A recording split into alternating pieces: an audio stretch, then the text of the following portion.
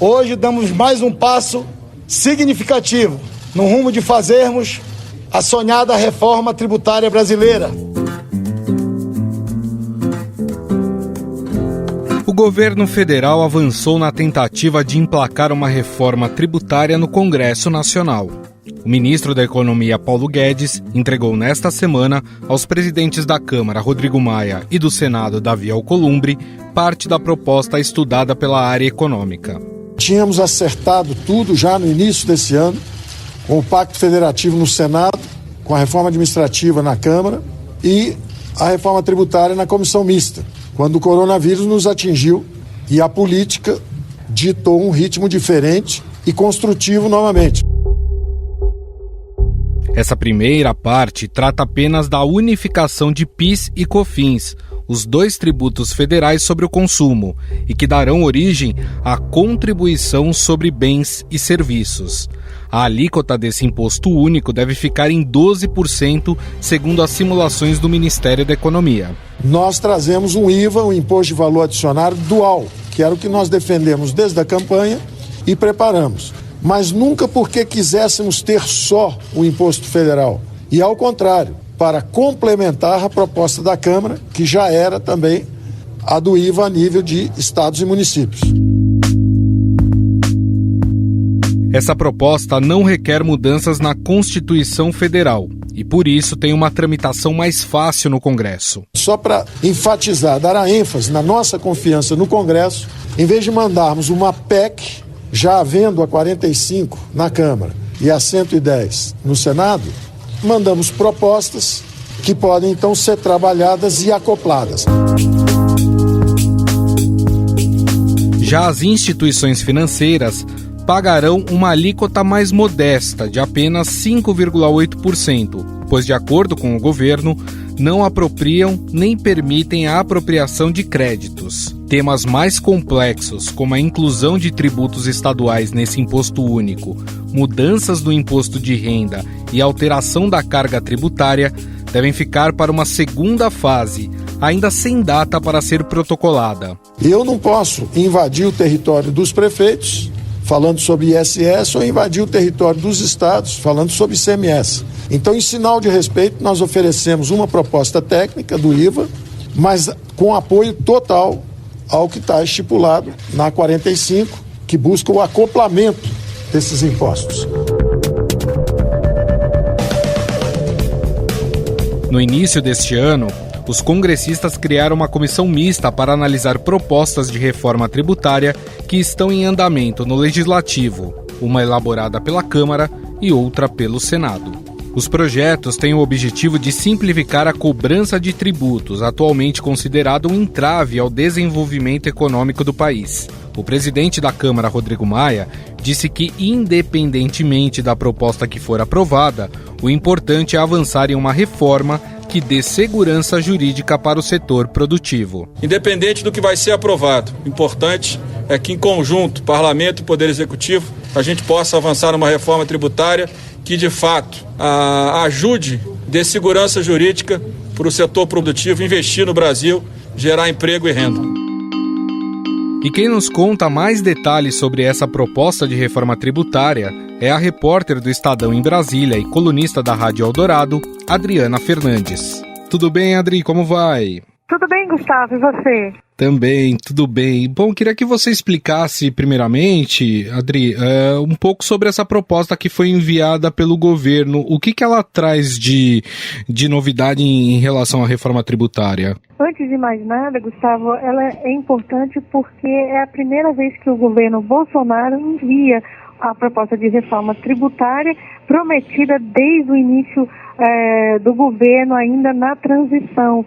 Dificilmente a discussão de reforma tributária no Congresso, ela deslancha sem que o governo também entre participando das negociações. Foi isso que a gente viu desde o ano passado, quando começaram a discutir tanto da PEC da reforma do Senado, que é a PEC 110, patrocinada pelo presidente do Senado, Davi Alcolumbre, e a PEC 45, patrocinada para Rodrigo Maia. Elas praticamente não andaram porque faltou esse outro interlocutor, que é fundamental, que é o Executivo. Essa proposta do governo federal é uma proposta menor, ela envolve só os tributos sobre o consumo, aqueles tributos indiretos que todo contribuinte paga, né? Mas o tributo é recolhido pelas empresas, que são o PIS e a COFINS.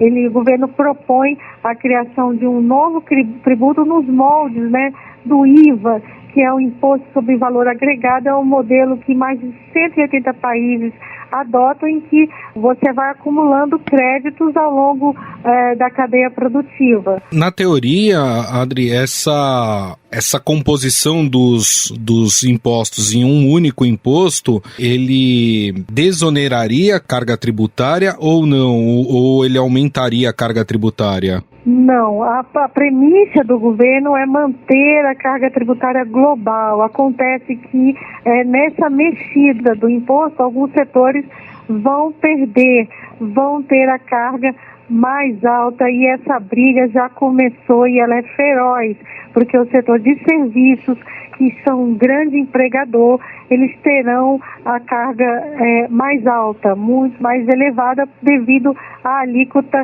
de 12% que vai funcionar para todas as empresas, com exceção de alguns setores, entre eles os bancos, que têm uma alíquota menor. O governo diz que essa alíquota menor dos bancos está vinculada ao modelo, né, de negócios dos bancos, mas isso está servindo também de motivo para pressão dos outros setores que se sentem prejudicados. Agora, por que essa opção do governo em enviar só uma parte da reforma tributária e deixar para depois para enviar o resto da proposta? Pragmatismo do ministro Paulo Guedes. Ele tem a convicção na cabeça dele e da sua equipe que vai ser muito mais difícil conseguir avançar rapidamente numa reforma que inclua os estados e municípios. Gustavo, tem mais de 2 décadas que se tenta, né, fechar essa reforma do ICMS, do ICS, que são os tributos dos estados e dos municípios, sem sucesso. E são muitos atores envolvidos. O governo acha que é mais difícil, mas os governadores e os prefeitos querem sim uma reforma mais ampla, uma reforma de um IVA nacional, incluindo os tributos federais, o ICMS dos estados e o ISS dos municípios. Só que os estados, eles querem mais protagonismo na gestão desse novo tributo, que é o que está em discussão nas 2 PECs, no caso da PEC 45 e da 110, que estão sendo discutidas na comissão mista. Então a gente vai ver aí pela frente uma disputa se vai só aprovar primeiro o projeto do ministro Paulo Guedes, que é um projeto de lei com mais facilidade de ser aprovado, do que uma PEC que exige 2 turnos e quórum qualificado para sua aprovação. Adriane, em relação às outras fases da reforma tributária, como é que isso fica? O que ela vai trazer aí de novidade? Bom, o governo ele quer também mexer no imposto de renda, tanto das empresas quanto das pessoas físicas, e mexer no IPI, que é o imposto que ficou fora dessa unificação, embora especialistas avaliam que isso não poderia ter acontecido, e o grande finale seria a desoneração da folha de salários, que são os encargos, os tributos que as empresas pagam na folha de pagamento dos seus empregados. Essa isenção, a diminuição desses encargos, o ministro Paulo Guedes quer bancar com a criação de um novo tributo, né? Um tributo digital sobre as transações eletrônicas, mas também com uma base mais ampla, inclusive com os pagamentos, com todos os pagamentos, transações de pagamentos. Esse tributo ele é visto como uma recriação da CPMF, polêmica, né, Gustavo? Os economistas rejeitam, e com certeza esse discurso vai estar junto com essa primeira fase. Por quê? Porque o setor de serviços, que é um setor que vai ser prejudicado pela essa nova sistemática de cobrança, já disse que não aceita uma alíquota tão alta de 12% se não tiver a desoneração da folha. Muito bem, vamos ver, vamos acompanhar aí, até porque o Congresso já se colocou contra votar aí uma nova CPMF, né, uma nova cobrança nos moldes da CPMF. Vai ser realmente uma batalha no Congresso Nacional. Nós conversamos com a Adriana Fernandes, repórter do Estadão em Brasília, quem eu agradeço pela conversa. Muito obrigado, viu, Adriana? Obrigada a você, Gustavo. Para se ter uma ideia, em 2018, o PIS/PASEP e o COFINS arrecadaram 310 bilhões de reais de um total de 1,54 trilhão de reais de todos os tributos federais no período, segundo dados da Receita Federal. No entanto, a questão que se coloca à mesa é: o novo imposto é prejudicial para as pequenas e médias empresas? Como fica o consumidor final nessa história? Quem nos esclarece esses pontos é o doutor em Direito Tributário e livre docente pela Faculdade de Direito da Universidade de São Paulo, Fernando Aurélio Silvetti. Tudo bem, doutor? Como vai? Tudo bem, é um prazer estar falando com vocês. Isso, na prática, doutor, prejudica as empresas que já pagam esse imposto e de que forma isso pode atingir o consumidor na ponta? Quanto maior for a cadeia produtiva, menor vai ser o impacto. Mas, de alguma forma, algum impacto vai existir. Eu lembro muito da época, do começo do governo Lula, né? Quando foi introduzido o PIS/COFINS não cumulativo, com o mesmo discurso de que ia ficar mais barato para o empresário, que ia ficar com uma carga não cumulativa, e naquele momento foi colocado uma alíquota de 9,5, então era 3,65, passou para 9,5, e a discussão era 9,25, mas você vai ter uma redução de carga no final, porque você vai poder carregar a cadeia produtiva. Quase 20 anos depois, a gente sabe que a carga não foi menor, a carga foi maior, a complexidade aumentou. Então, esse mote de você falar, olha, vou fazer uma reforma, essa reforma vai trazer benefícios, a gente sabe que na prática a teoria é outra. Então, esses setores sofrem impacto direto, né? E aqueles outros setores que compram muito serviço, como o varejo, né? Então o varejo compra muito serviço, segurança, limpeza, marketing, informática, logística. Essa compra de serviços vem com o ISS e o PIS/COFINS sobre serviços diretamente refletido no preço. Quando você aumenta a carga de 3,65 ou 9 para 12, você vai ver que isso vai impactar o preço desses serviços e, consequentemente, o varejo que compra esses serviços vai ter essa carga diretamente repassada para o preço. Então, vai encarecer o preço deles, que vai refletir no preço das mercadorias e serviços do varejo. Então, esse é um reflexo direto que a gente fala, porque esse CBS ele é muito regressivo. Por mais que você diga, não, mas eu vou dar a eles uma oportunidade de absorver o insumo. Na prática, essa absorção quase que não existe, para não dizer que não existe. E aí a gente vai ter outros reflexos que precisam ser bem esclarecidos, porque hoje você tem o PIS/COFINS acumulativo para quem é optante pelo lucro real. E a maioria dos contribuintes é optante pelo lucro presumido. Então você está falando de 3,65 de PIS/COFINS. E de 3,65 vai passar para 12, ainda não cumulativo, mas veja, você já opta pelo presumido porque você tem pouca cadeia, né? E você também quer simplificar. Então você vai ter um imposto de renda e contribuição social sobre o presumido e um CBS no sistema não cumulativo que vai gerar uma distorção de apuração de tributos. Então, na prática não vai ter mudança significativa para o contribuinte e o aumento de carga para quem pode menos vai ser muito alto, que são os setores mais sensíveis da economia, que são os pequenos e médios empresários. Nesse primeiro momento, doutor, o governo preferiu não incluir impostos estaduais e municipais como gostariam governadores e prefeitos em um imposto único. O governo está tentando se precaver aí de qualquer insegurança jurídica, já que isso poderia bater de frente com a Constituição, por isso que o governo não quis atrelar. De fato, se você juntasse todos os impostos, isso demandaria uma mudança constitucional? Eu acho que de qualquer modo você vai ter que trabalhar com mudança constitucional, porque você não escapa desse debate. Eu lembro muito bem quando o Bernardo Api, que é o que está capitaneando essa proposta, foi lá na GV apresentar, ainda como secretário de Política Fiscal do governo Lula, o mesmo projeto de reforma tributária. E ele começou com a aglutinação de vários tributos, depois ele fatiou a aglutinação dos tributos federais, os tributos estaduais, municipais. E no final acabou frustrada a reforma porque ninguém quer abrir mão de receita. Eu imagino que nós temos concretamente uma proposta de 12, né, de CBS, e temos uma proposta de 22 de IBS, que é a proposta que está no Congresso para a aglutinação de ICMS e ISS. Assim, de cara, o contribuinte já está vendo um aumento de carga de 9,25 no pior cenário, ou no melhor cenário para 12, e no pior cenário de 3,65 para 12 na contribuição do governo.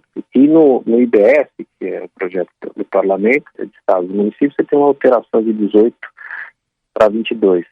Então já tem um aumento de carga nominal e uma difícil discussão entre estados e municípios, porque e o próprio governo federal. Porque o governo federal fez essa proposta separada porque ele não quer abrir mão de um tributo federal, que ele não divide com os estados e municípios. Então ele fala assim, olha, eu não quero entrar na discussão de um único imposto. Eu quero ter minha própria contribuição para a Seguridade Social, que ninguém mexa. E eu não tenho que dividir porque eu sou responsável pelos programas sociais. Fantástico, né? Eu acho que é legítimo. Aí vai vir o Estado e vai falar, não, também não quero abrir mão da minha receita para os municípios, aglutinando ISS com ICMS. E os municípios, eu também não quero abrir mão da minha receita para o Estado e muito menos para a União. Então, quando ninguém quer abrir mão de receita, não sai reforma. Então, começa a apontar uma frustração de reforma, o que é muito negativo, porque você quer melhorar o cenário, mas todo mundo quer ter a ideia original. Então, eu quero criar um imposto que leve meu nome, né? Então, o meu governo criou o CBS, e aí o parlamento fala, não, e o meu governo, como se fossem dois países diferentes, criou o IBS. Isso que eu ia perguntar para o senhor, exatamente, porque o ministro Paulo Guedes já em mais de uma oportunidade já disse que gostaria da criação de um novo imposto nos moldes da antiga CPMF e que esse imposto viria em cima das transações digitais. Qual que é a sua opinião em relação a isso, hein, doutor? A Europa está há 2 anos discutindo o novo tributo sobre comércio digital. E a gente está querendo colocar mais tributos sobre mercadorias e serviços, criando um IVA brasileiro. Eles já sabem que o IVA não está funcionando, eles estão pensando em criar um tributo sobre comércio digital, que é dificílimo, porque você tem que tributar, por exemplo, o Google, tributar, Facebook, que não estão em lugar nenhum, né? Não estão efetivamente em um país só. E aí você tem uma dificuldade de acertar, primeiro, quem vai tributar, para quem vai o dinheiro e qual é a riqueza. Porque já não é mais comércio, já não é mais prestação de serviço, é um negócio híbrido, como a Alemanha quis tributar a base dos alemães que seguem o Facebook. Mas o fato de seguir o Facebook não quer dizer que tem riqueza envolvida. Sim. Mas é uma base, pelo menos, conhecida. Então começa a ter um tributo que vai escapar de ser sobre serviço ou mercadoria e vai passar a ser pessoal. Aí começa a ter um problema sério, que é o tributo sobre a pessoa, né? Que a gente chama de tributação capitária. E essa tributação capitária é muito ruim, porque ela não visa nenhum sinal de riqueza. Então isso não está resolvido no Brasil, nem de perto, e na Europa também está bem polêmico. É melhor pensar como fazer uma reforma mais com o pé no chão, do que seguir esses discursos de campanha. Olha, faz uma reunião, aí vem o presidente do Congresso, do Senado, da Câmara, ministro e cada um fala para ele mesmo. Você olha para isso, bom, ninguém se entendeu, como é que vai ser a reforma daí, né? Bom, nós conversamos com o Dr. Fernando Aurélio Zilvetti, ele que é doutor em Direito Tributário e livre docente pela Faculdade de Direito da Universidade de São Paulo. Doutor, gostaria mais uma vez de agradecer. Muito obrigado, viu, pela sua atenção. Eu que agradeço, é um prazer falar com vocês, viu? Estadão Notícias. O Estadão Notícias desta quinta-feira vai ficando por aqui. Contou com apresentação e produção minha, Gustavo Lopes, produção de Júlia Corá e montagem de Moacir Biasi. O editor do núcleo de áudio do Estadão é Emanuel Bonfim. O diretor de jornalismo do Grupo Estado é João Fábio Caminoto. Mande seu comentário e sugestão para o e-mail podcast@estadão.com. Um abraço e até mais. Estadão Notícias.